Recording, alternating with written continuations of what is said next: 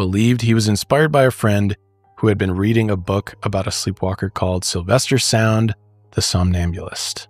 This guy's crafty. Yeah. Crafty Typical lawyer. Yeah. On the first day of the trial, the prosecutor called witnesses who helped establish a circumstantial case against Albert Terrell.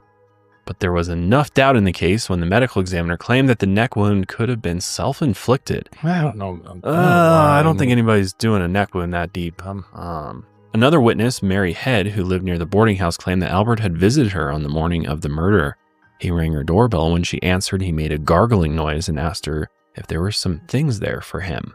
According to Mary, she was frightened by his, quote, strange state, as if asleep or crazy. Another odd eyewitness report came from Albert's brother-in-law, Nathaniel Bailey, and he claimed that when Albert arrived in Weymouth, he said he was fleeing the adultery indictment, even though it seemed like he was fleeing the murder. When Nathaniel told Albert that Mary had been killed, Albert appeared genuinely shocked by the news. The defense began by attacking Mary's character and proposing that she might have cut her own throat. They defended Albert, saying he was an honorable and upstanding gentleman until he met Mary, and he was simply a, quote, prisoner who was, quote, spellbound. Very sound argument. Yeah. And after assassinating Mary's character, the defense then introduced somnambulism into their strategy. The defense even argued that Alexander the Great had even imagined a battle strategy in his sleep. Where'd they pull that out? Yeah, I don't know. What the hell?